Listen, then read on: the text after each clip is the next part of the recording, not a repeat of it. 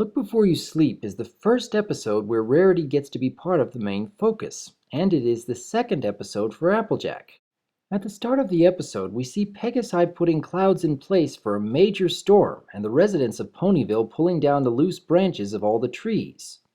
That is, except for Rarity, who has just picked up a fallen branch and places it back onto a tree, and then uses her magic to turn the leaves into designs of ponies, which shows us that even during her chores, Rarity wants to spread beauty all around her.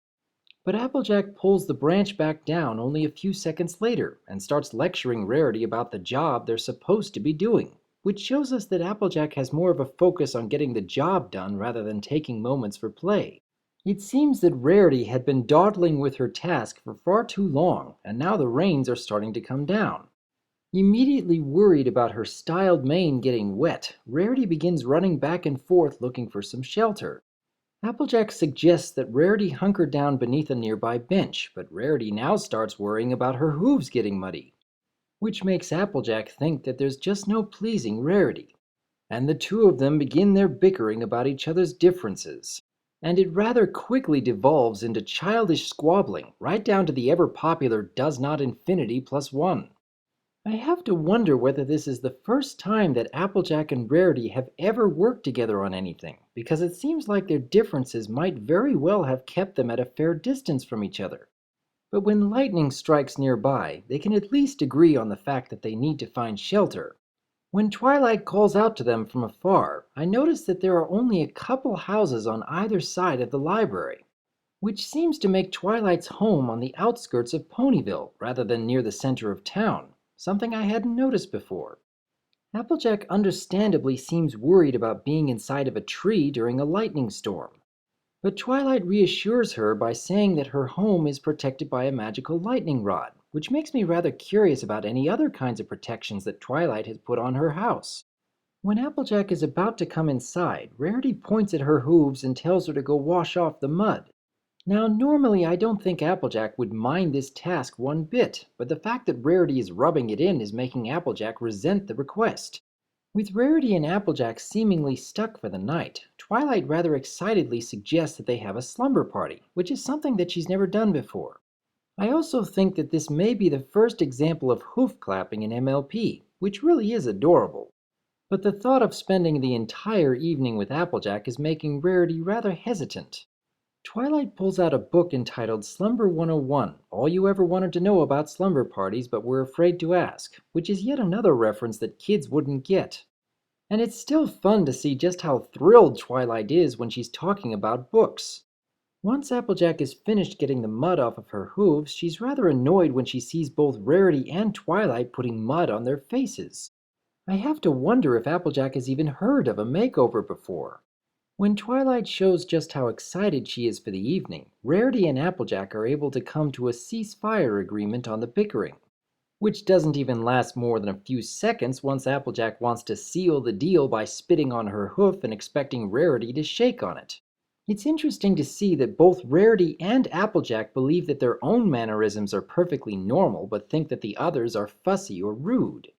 In the next scene, we see Rarity enjoying the fact that Applejack has to put up with having curlers in her hair, which again, I have to wonder whether Applejack has ever done that sort of thing before. When they start telling ghost stories, both Applejack and Rarity are making it quite clear how much they don't like each other's quirks, which again seems rather childish. It's also interesting that Twilight is the one who manages to scare the others, considering that she's never done this kind of thing before. And seeing Rarity getting herself all wet along with Applejack in a frou-frou glittery outfit is really memorable. Once Twilight wants to call it a night, Applejack and Rarity have reached the point in their bickering where it becomes all about proving that the other is wrong. I don't believe that either one of them think that what they're doing is right, but at this point they don't really care. And Twilight has finally had enough of their constant fighting. The whole night might have been ruined if it weren't for the fact that lightning struck a nearby tree.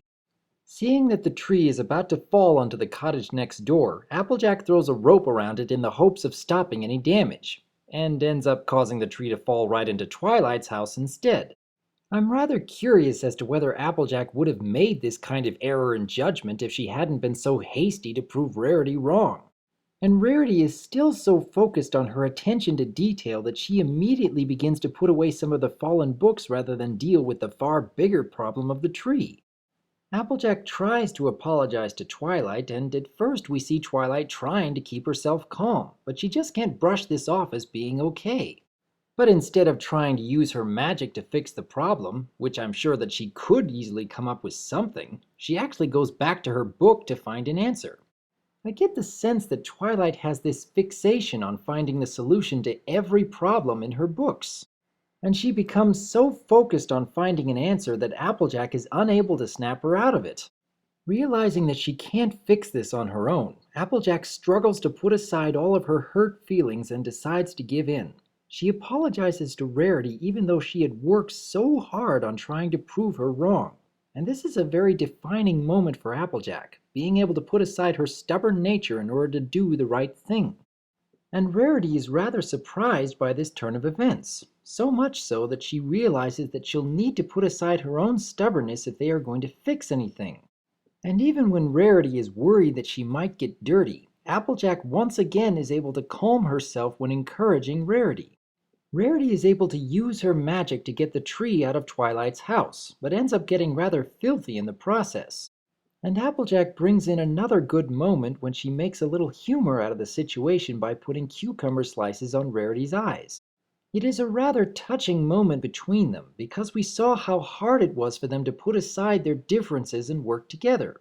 And this situation could have very easily ended with Applejack and Rarity continuing their squabbles if it weren't for the fact that they found it was more important for them to put aside their own stubborn behavior.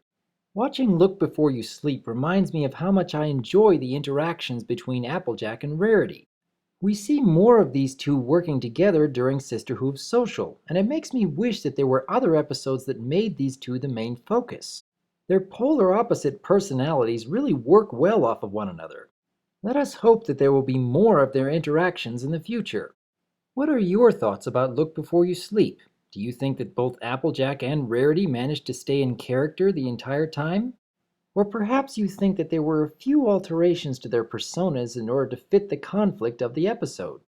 I'm actually impressed with the fact that we get an enjoyable episode just from these three characters being confined together. It says a lot about how entertaining these characters really are.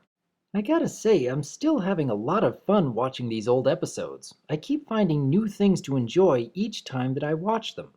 I am Dr. Wolf, and I look forward to hearing from you.